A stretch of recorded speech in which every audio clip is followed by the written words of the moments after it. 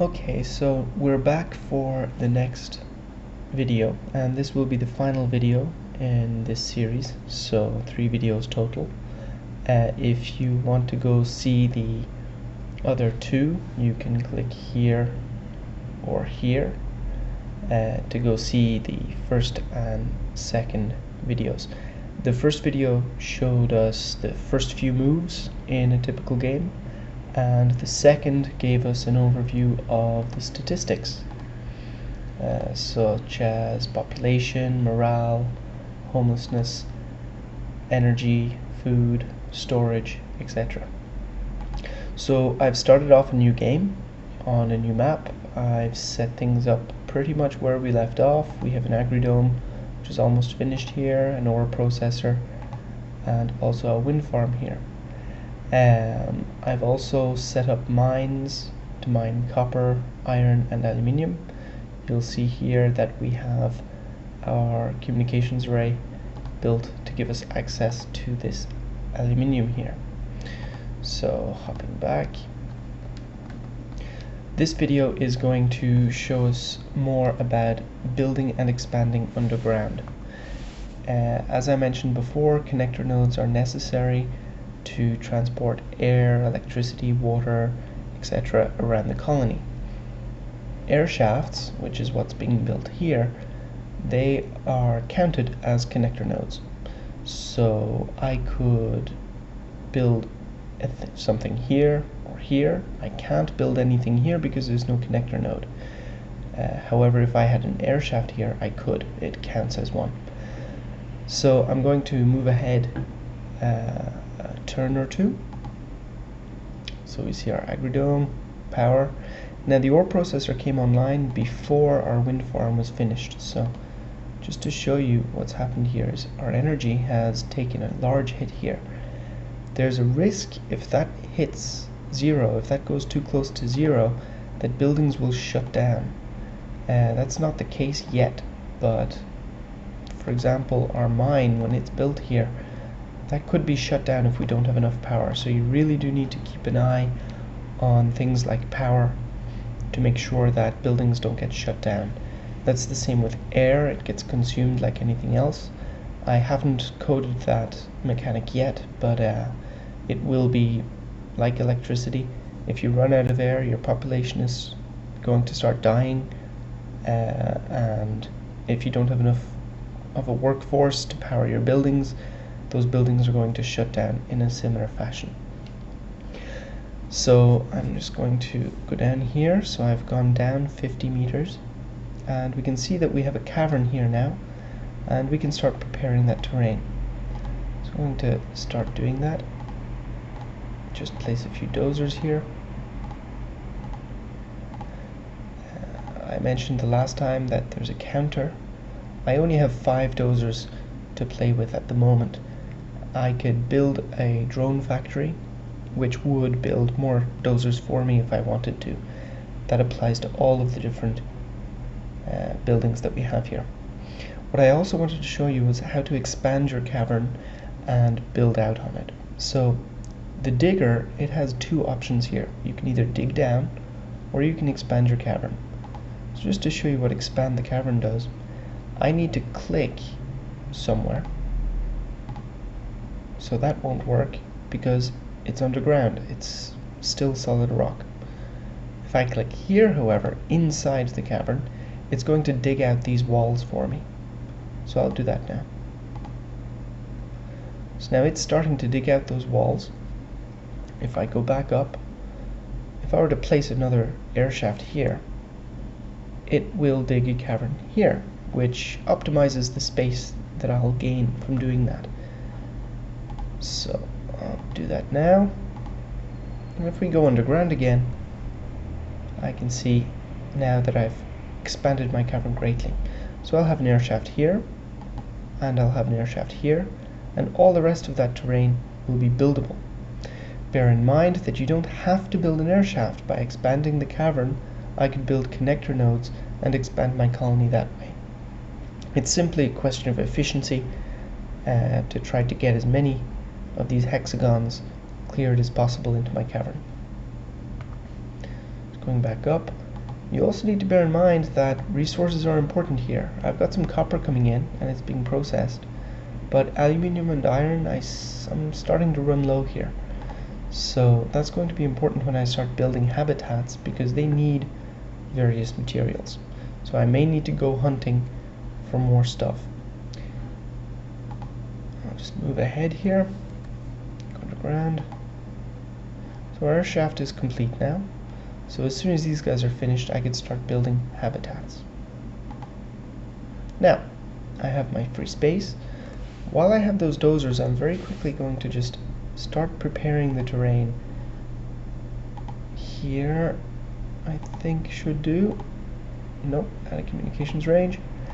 Because I want to prepare some comm towers at various spots to try to make sure that I'm covering as much ground as possible, because that's going to be very important to get access to rarer materials like magnesium, which is going to be necessary.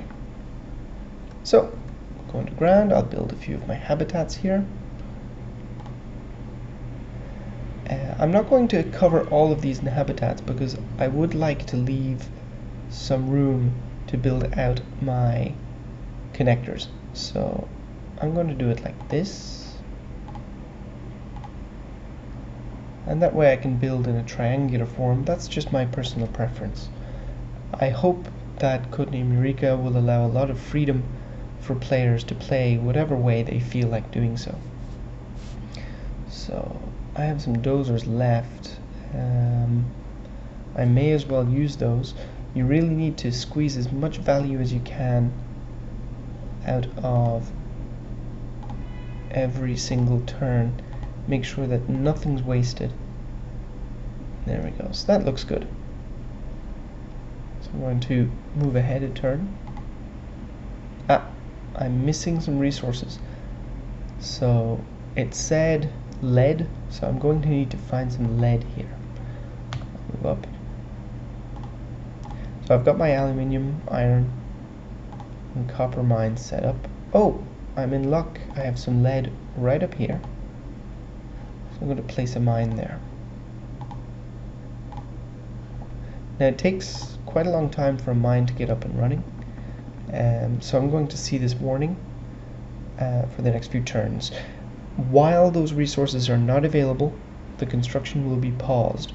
So I'm not going to have all of my habitats here until those resources are available. But I will use as many of those resources available to build as many habitats as possible. So we see the warning again. I'll just quickly check here. So that's going to take 3 weeks, but this guy is only 1 week away. So these guys, they had enough resources. Those resources were requisitioned, and the construction is continuing. This guy, he didn't have enough lead to build the radiation shielding for the habitat, so that's going to take longer. I have to wait until this lead mine is up and running, which could take a few turns, so I may need to skip. In the meantime, we can see that I have a lot of free space now to build. I'm going to make the most of my diggers here and expand that cavern out.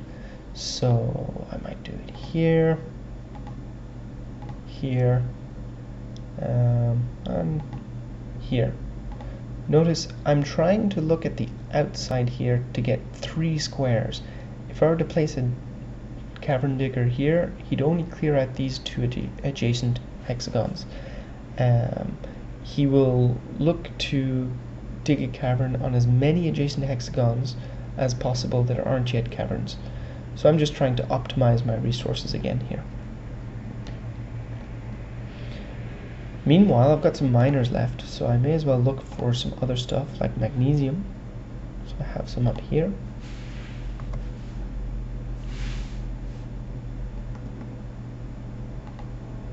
So this looks good. I'll place a mine there. And let's have a look at my resources. I'm going to need silver maybe. Tin and zinc, they're running out. So I'll bring them up. So the zinc is all the way over here, but I've got some tin. So I may as well use my last miner to start getting some of that tin. Unfortunately, it's not going to be very efficient, but I'm a beggar, so I'm not going to be able to be a chooser. Just to show the difference there very quickly, left clicking gives me the action, right clicking just gives me information. So that's done, and I'll quickly advance a turn or two. I'm still missing that lead, but down on the ground I see that my habitats have been built. Let's quickly check what effect that had on my statistics. So we can see the crime has gone up. I'm still working on this mechanic. We can also see here that the number of homeless has reduced. We now have some housing. Just to check in the overview, we have 60 people who are now housed, but 90 are still homeless. I'm going to keep this open so you can see the effect of housing on the satisfaction rate. In the meantime, I'm also going to, sorry about the siren there, I'm also going to try to dig out more of this. There we go. May as well get these connector nodes up and running. Now I'll move ahead. So we're still missing that lead. I might as well just check on that guy. So that's a magnesium mine. Oh, and we have a mine up and running. Aluminium calcium, just to zoom in. That's the art for the mine. Sorry, I'm just going to find my lead mine again. Ah, he was here. So that's iron, and that's lead. So he's still digging away, and he'll work. We have our habitats. I'm going to just skip ahead a lot of turns now. I'm missing iron as well now. But the lead, that's good, but I need that iron. And now, we didn't get a notification this time, so I can see we have 2 weeks left. I may as well build a few more habitats while we're here.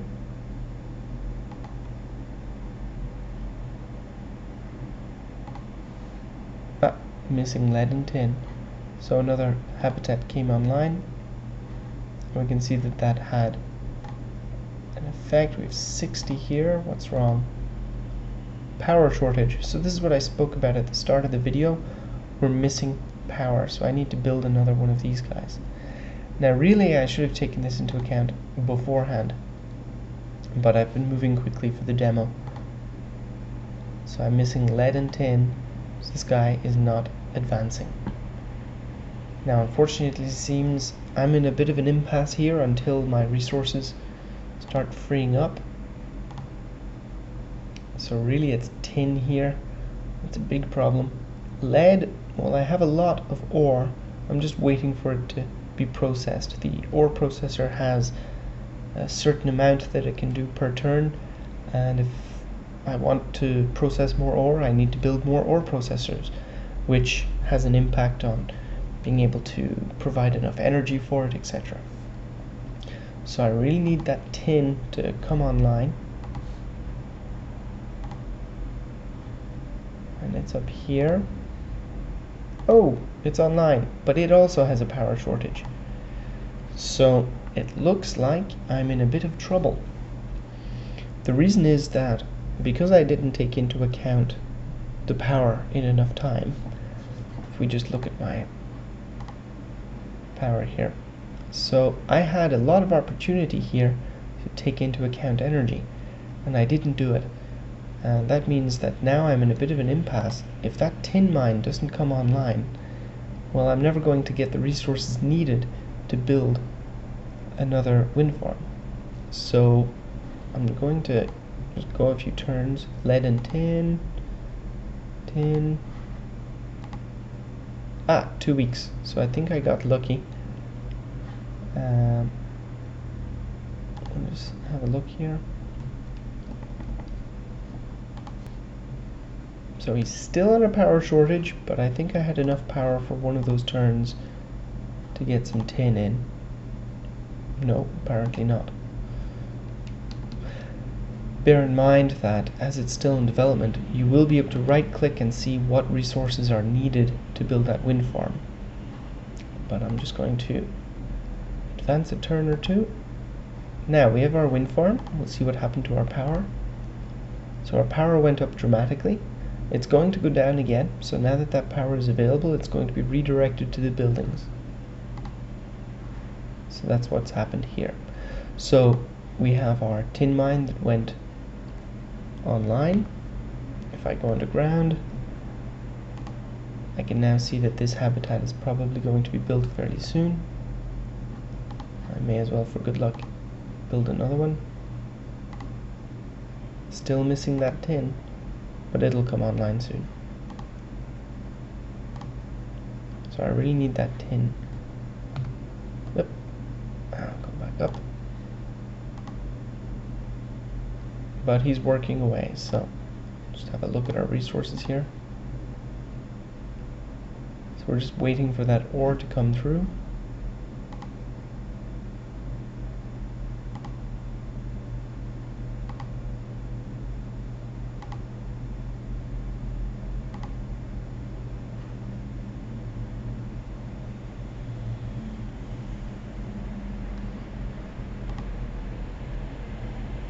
Now, why is he not mining?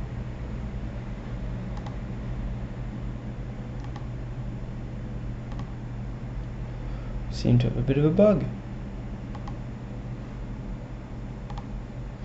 He has power, he has everything you could want, but he's not mining that tin. Let's double check. Ah, this is why. So just to explain what's happened here, now I need to have better notifications for this, but what we can see here is that the food surplus has gone down. I'm not creating enough food because there's not enough storage. What has happened is I mined so much. You can see all these many tons of storage that my storage ran out.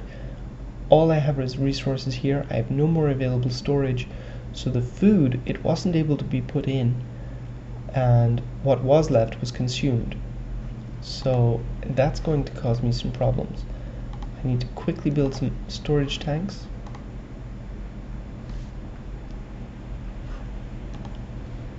One week. There we have our storage tanks, and that's going to have a very there we go. So we have a very nice effect here. Our food has gone slightly up, and now we have all this storage available. So that's going to help our tin situation. And we can see that tin is starting to come in now. So as you can see, there's a lot to think about. I need to work more on notifications so that you are kept more informed as to what's happening. That, if we go back, that's what these messages are going to be for. For the moment, you need to be really a hardcore player. It is still alpha, so if anyone does want to try it out, it is available on GitHub. I'll be putting links in the description. You can download it. As long as you use Chrome, it'll work. And as you can see, it's working. It wasn't a bug. It was really game mechanics that was preventing me from advancing. But we should see these guys come online pretty soon. We're still waiting for that tin to be processed.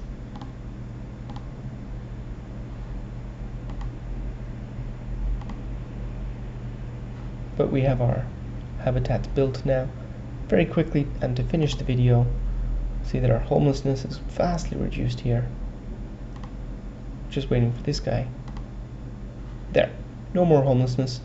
We see the positive impact on the population. We should start to see pretty soon a positive impact on morale. Crime has gone up. There we go, positive impact on morale. So the hipsties and the tossers are starting to increase in morale.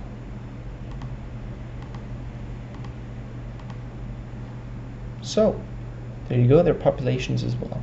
So as you can see, the statistics is vital to understanding what's going on. And all I've built is habitats here, but I've also shown you the mechanic of how to expand your cavern, how to build out, where you can build, and things like that. So I hope that this final video, it was a live demo, so I kind of had to wing it a little bit with the tin, but as you can see, there's a lot to think about each turn, and I hope that that mechanic is going to be something that players can enjoy. So thanks very much. I hope to be posting other videos when I've developed more things in the next week or two to show you what's new, and I hope to do a video pretty much every 2-3 weeks to show really what's new. So that's all. So thanks very much again, and bye bye.